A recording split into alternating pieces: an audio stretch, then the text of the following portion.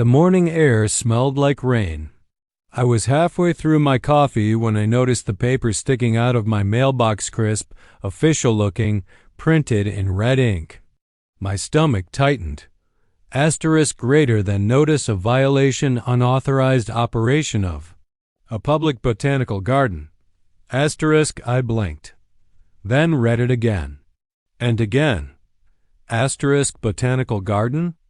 Asterisk my family farm, passed down from my grandfather Harold, was many things, productive, organic, sometimes messy, but it was not a public anything. I hadn't charged a dime for anything I'd grown here. The idea that it was now being labeled a commercial enterprise was absurd. Asterisk I scanned the rest of the document. The sender was the Pinecrest Village Homeowners Association, a name that always came up with tension in my chest. Their subdivision bordered my land like a creeping shadow. 10 years ago, there'd been nothing but open space and mesquite trees. Now, cookie-cutter mansions, pristine lawns, matching mailboxes. Asterisk the letter listed several citations.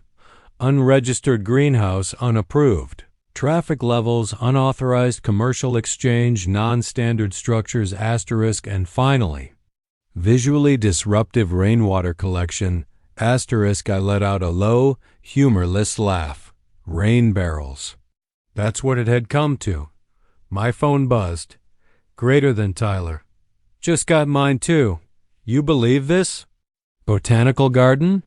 Asterisk Tyler was one of the last original landowners around here besides me. His great-grandfather had owned the property next to ours. Unlike the new folks, we had roots here. Asterisk I didn't reply. I was already walking down my driveway, mug still in hand. Storm clouds gathering above me and inside me. As I stepped onto the gravel, a silver SUV rolled up and parked just outside my fence line. The driver's side door opened, and a woman emerged like she was stepping onto a stage. Asterisk perfectly manicured hair, oversized sunglasses, a white blouse that looked like it cost more than my monthly grocery bill. She held a tablet in one hand and began walking the perimeter of my front yard like she was appraising livestock. Asterisk, can I help you? I called out. She flinched slightly, not expecting me so close, then adjusted her posture. I'm Mrs. Kendrick, she said, president of the Pinecrest Village Homeowners Association. She didn't extend a hand. I'm documenting the violations on your property. Asterisk, I took a deep breath. This land isn't part of your HOA. She tilted her head in that smug way people do when they think they know more than you. That's a common misconception. When Pinecrest Village was incorporated, the township designated all surrounding land within a 1-mile buffer zone under extended jurisdiction. That includes this farm. Asterisk, I crossed my arms. This farm was here long before your development existed. Asterisk, that doesn't exempt you, she said coolly. You're generating unapproved traffic, operating non-permitted commercial activity, and hosting unauthorized structures. Asterisk, she gestured at my greenhouse, my solar panels, even the wind chimes hanging from the porch. Asterisk, these are agricultural facilities, I said. And I don't charge anyone. My cousins come by. Friends help with the bees. That's it. Asterisk, Mrs. Kendrick tapped her screen. According to our surveillance records, 27 different vehicles have visited this property in the past 30 days. Asterisk. Those aren't customers. That's family. Asterisk. She raised an eyebrow. Regardless, the board has deemed the activity commercial in nature. You'll need to attend Thursday's meeting if you wish to avoid escalating fines. Asterisk, then she paused. One last jab. Asterisk. Oh, and those rain barrels? They'll need to be removed immediately. They breed mosquitoes and don't match the aesthetic standards of the community. Without waiting for a response, she turned and strode back to her SUV. I watched her drive away, noticing faces behind windows along the subdivision fence, watching, whispering, One elderly man waved faintly and pulled his curtain closed. The HOA violation was absurd, but I knew better than to dismiss it. Mrs. Kendrick wasn't just power-hungry, she was strategic. The kind of woman who didn't just make threats. She followed through, so I started gathering documents. My grandfather had kept meticulous records, permits, deeds, letters, even receipts from when he built the hydroelectric generator by the creek in the 1950s. By mid-afternoon, I had a folder full of proof. This land was independent, protected, and deeply rooted in local history. Still, something felt off. Why now? Why come after me? I didn't have to wait long to find out. That evening the skies darkened. Thunder rumbled. The first storm of the season was rolling in. I stood on the porch watching clouds curl like fists over the horizon. My phone was buzzing with radar updates, and then just like that, the power cut out. My porch lights flickered. Once, and stayed on *, I barely noticed the blackout. My house, my barn, even the chicken coop were still lit thanks to the hydro generator. I'd modernized it with battery backups and solar, just like Grandpa taught me. The switchover was seamless. But the rest of Pinecrest? Black. From my porch, I could see flashlights flicking behind curtains, headlights pulling into dark driveways, generators sputtering to life if they had them. Most didn't. Then my phone buzzed again. Greater than Tyler. Your light's still on? Greater than me. Yeah. Why? Greater than Tyler. You realize your generator is powering their water pump station? The emergency one? I looked into it last week at the township office. I stared out across the darkness. That couldn't be right, could it? Another. Message came in. Greater than Tyler. Old maps. There's a line that runs from your generator through the creek bed to a station that feeds the subdivision's utilities during outages. You're the backup. Rain started to fall. Thunder cracked like a gunshot overhead. Down the street, Mrs. Kendrick's SUV turned slowly onto my road. She stopped at the mailbox again, sat there for a long moment, watching the glow from my windows. Then she drove away. Sleep didn't come easily that night. I kept replaying the storm, the blackout, and the quiet hum of my generator.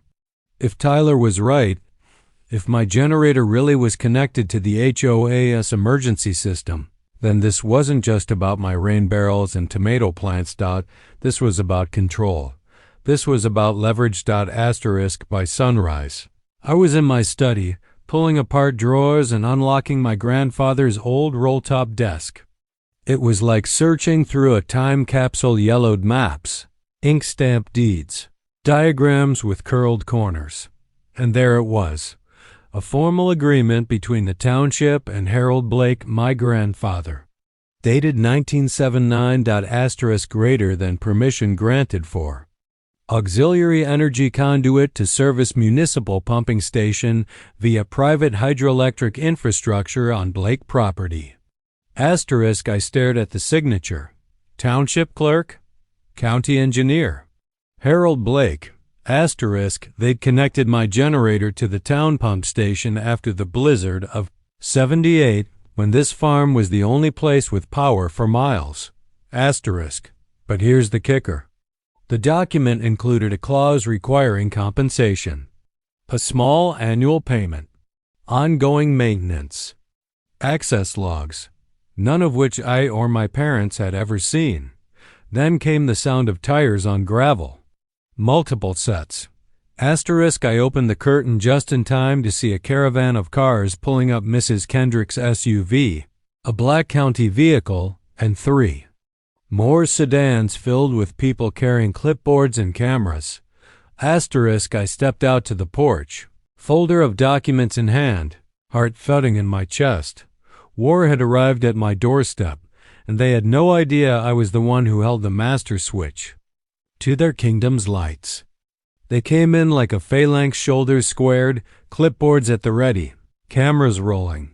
Mrs. Kendrick stepped out of the lead SUV like she was about to oversee a land seizure. Beside her was a man in a sharp suit with a county seal on his chest pocket.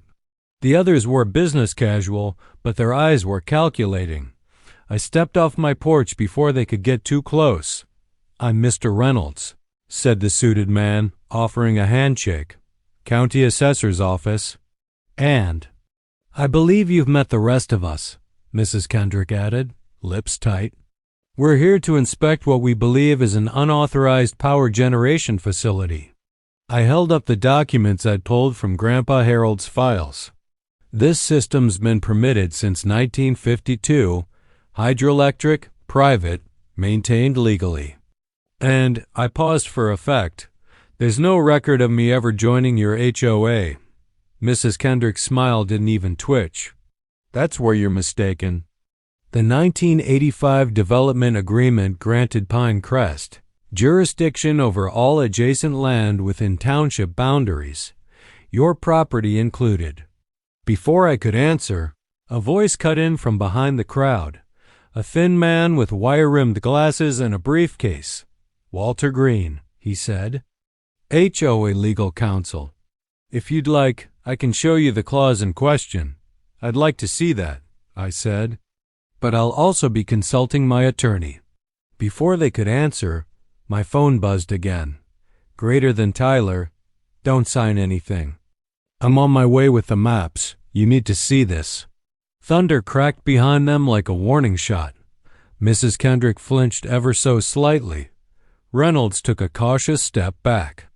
"Maybe we should reconvene another day." They all started retreating to their vehicles just as Tyler's pickup came barreling up the drive, tires splashing in the muddy gravel. He jumped out, holding a large cardboard tube like it was a sword. "They mentioned the power connection?" he asked. "They mentioned interference with the township grid," I said. "That's all." Tyler shook his head. "It's more than that. Come on, this is big." We spread the township maps out across my kitchen table while rain lashed against the windows. The lights flickered once, then steadied my generator doing what it always did. Tyler rolled out a weathered, yellowing map first. "Here," he pointed. This blue line was added during the energy crisis in the 70s. Township needed backup power for critical infrastructure. Your grandfather let them connect to his generator. "I found paperwork confirming that this morning," I said.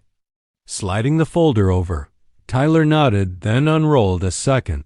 "Newer map printed only 5 years ago. This is where it gets interesting," he continued. "See that?" He pointed to a second blue line branching off the original, this one running deep into the Pinecrest development. "They tapped into the conduit again when they built the subdivision," he said.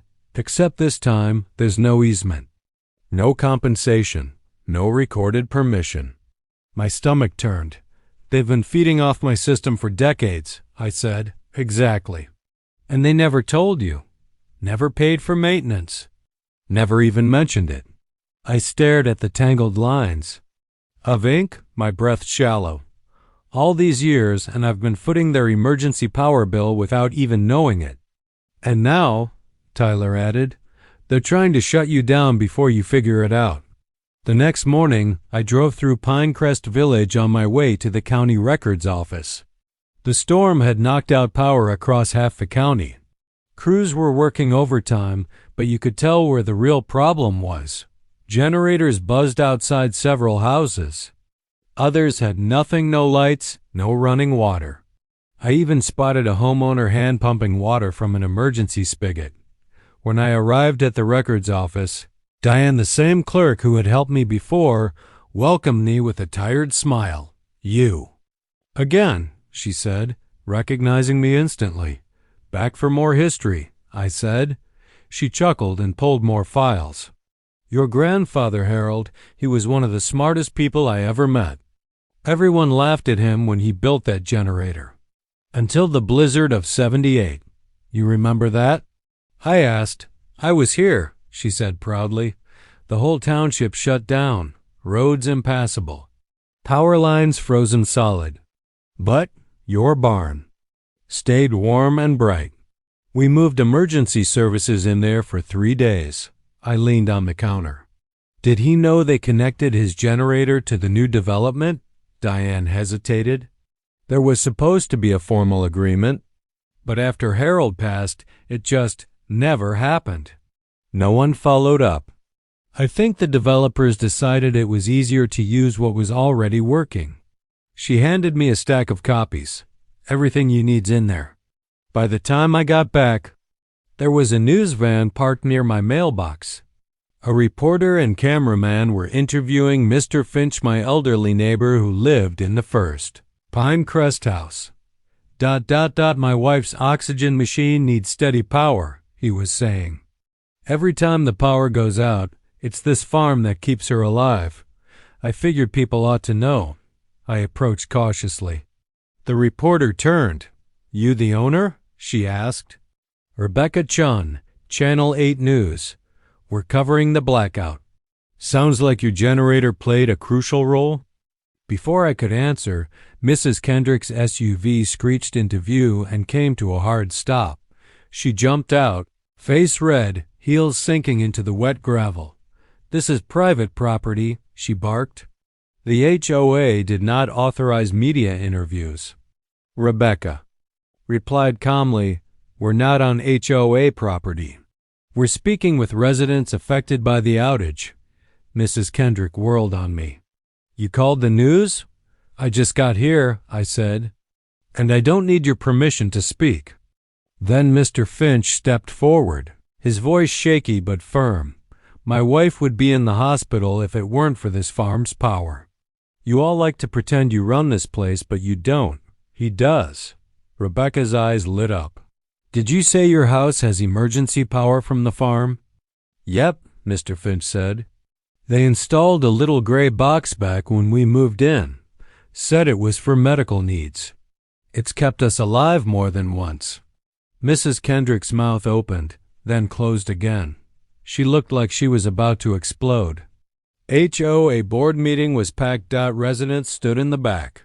Reporters filled the aisles. Cameras rolled. Some folks brought lawn chairs. Everyone wanted to know the truth. I stood in front with Tyler beside me and dropped the folder of documents on the table with a solid thump. I'm not here to cause trouble. I began, but you came after my farm. You accused me of violations, fines, code breaches, and you did it knowing full well this land powers your emergency systems. I held up the township map. This blue line, I said, runs from my hydroelectric generator to your pump station. This other line added later branches into your homes. Without my system, your water doesn't run during a storm. Your alarms don't work. Your streetlights stay dark. A murmur rippled through the crowd. Mrs. Kendrick stood. You're making this sound like blackmail. I faced her directly. I'm making this sound like reality. For 30 years, your HOA has quietly benefited from a system you never paid for, never maintained, and now want to shut down. Then I pulled out the original 1979 permit agreement, signed by the township, ratified by the county, a legally binding document. The board members exchanged nervous glances. One man in a cardigan turned pale. A woman pulled out her phone and started filming. I'm not asking for a handout, I said. But if you plan to keep benefiting from this farm, it's going to be on my terms, not yours. Silence. Then someone in the back stood and clapped. Then another. Soon the whole room was on their feet except the HOA board. Tyler leaned toward me and whispered, Checkmate. The day after the board meeting, word spread like wildfire through Pinecrest Village. It wasn't just local Channel 8 ran the story on their evening broadcast. Clips of Mr. Finch discussing his wife's oxygen machine went viral across community groups. I spent the morning cleaning out my barn when I heard footsteps crunching across the gravel. It was Mr. Finch, leaning on a cane. Morning, he said. Tipping his hat. I motioned for him to come sit by the workshop heater. My wife wanted me to thank you, he said after a moment. You didn't have to let them use your power all these years. But you did. I handed him a mug of hot coffee. I didn't know I was, he chuckled. Well, they sure did. My son used to work for the developer. He said they were ordered to keep quiet about that connection. They called it the ghost line. I raised an eyebrow. They hid it even internally? He nodded. Yeah, it was only supposed to be temporary. Then it became permanent. Then they pretended it never existed. And now they're scrambling to cover their tracks, I muttered. You're a good man, Mr. Finch said. But don't mistake civility for surrender. You hold the high ground now. Don't give it away. His words stuck with me long after he left. Over the next few days, the backlash against the Pinecrest HOA exploded. More residents came forward, families with sick children, elderly couples, a disabled veteran, people who had all unknowingly relied on the emergency power line from my farm. Some houses had specific boxes labeled Emergency Backup Grid 2. Others just noticed their lights flickered back on faster than others during outages. Now they knew why. Social media was flooded with photos. My lit house on a hill above a dark neighborhood, the news van in my driveway, screenshots of the township map Tyler had uncovered. Meanwhile, HOA board members began to resign quietly. 3 left within the week. The 4th claimed to be on vacation. The 5th, a developer's rep named Jeff Paxton, doubled down, insisting in a tone-deaf statement that off-grid utilities create dangerous inconsistencies in modern communities. That only added fuel to the fire. Pinecrest residents began attending township meetings in record numbers. A petition to audit the HOA's financial and legal history gathered 900 signatures in 2 days. Mrs. Kendrick? She'd gone silent. No SUV, no emails, no violation notices. It was the quiet before the final storm. The special township hearing was scheduled for a Tuesday evening at the community center. I arrived early, box of documents under one arm, Tyler at my side, and a long line of residents already forming outside. Inside, township officials, lawyers, press, and developers filled the room. Mrs. Kendrick arrived last, flanked by a new legal team. They looked nervous. I took the podium with quiet purpose. I stand before you today, I began, not just as a landowner, but as someone who has carried the weight of this community's infrastructure unacknowledged and uncompensated for decades. I pulled out the maps, the permits, the signed agreements. Every document Tyler and I had unearthed. For 30 years, the Pinecrest Village development has used my grandfather's hydroelectric system as a silent safety net. You all knew, or should have known, where your water pressure came from when the grid went down. But rather than honor that legacy, this HOA tried to erase it. I held up the violation notice, still crisp and smug in its language. They tried to frame me as a lawbreaker, a nuisance. They tried to find me into submission. But the truth is clear, this farm is not only legal, it is essential. Murmurs of agreement echoed behind me. I turned toward the developers. You built this place on someone else's foundation. It's time to admit it. You don't own the power here. I do. The mayor, seated at the center, cleared his throat. We've reviewed all submitted documentation and conducted our own investigation. The township finds no code violations on the Blake farm. In fact, we find decades of oversight on your part. He nodded toward Mrs. Kendrick's side. Gasps. Flashes. Shuffling feet. Mrs. Kendrick opened her mouth, then shut it again. This matter, the mayor finished, is now in legal review. In the meantime, all enforcement actions against the Blake property are suspended indefinitely. Cheers erupted behind me. The town clerk actually smiled. In the weeks that followed, Everything shifted. I sat down with township lawyers, an energy consultant, and a third-party infrastructure auditor. The conclusion was unanimous. The hydroelectric system on my land was the only reliable emergency power source for Pinecrest Village. New utilities agreement was drafted, one that gave me full control of my land and infrastructure monthly compensation. For emergency support maintenance cost coverage, a guaranteed buffer zone protecting my farm from future development encroachment. Mrs. Kendrick officially resigned from the HOA citing medical stress. Her house went up for sale the next month.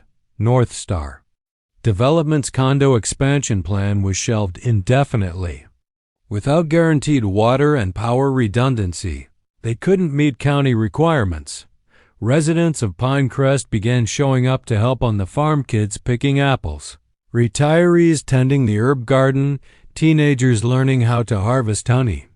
I even started a small community co-op by invitation only. No charge, no board, just neighbors helping neighbors. The HOA reduced to a few harmless bylaws about lawn length and street parking. The new president, Mr. Finch, didn't own a suit. He wore a faded John Deere cap and swore he'd never hold a meeting more than 30 minutes long. One morning, as the sun rose through the mist over the fields, I walked the creek path behind the barn. The hydroelectric wheel spun slowly in the water, its rhythm like a heartbeat echoing across generations. I thought about Grandpa Harold. They called him eccentric, paranoid, obsessive, but he saw what no one else did. He planned for the storms, literal and political, and in doing so, he'd left me a legacy more powerful than I ever imagined. The HOA tried to bury that legacy under paperwork and threats. But when the storm came, it was their foundations that crumbled. Mine held, not because I had lawyers, but because I had history. I paused at the generator shack, listening to the soft hum of energy coursing through copper wires and old steel an off-grid symphony, and I realized something. This farm was never just about crops. It was never just land. It was a lifeline, one they tried to cut. But I didn't just fight back. I lit them up.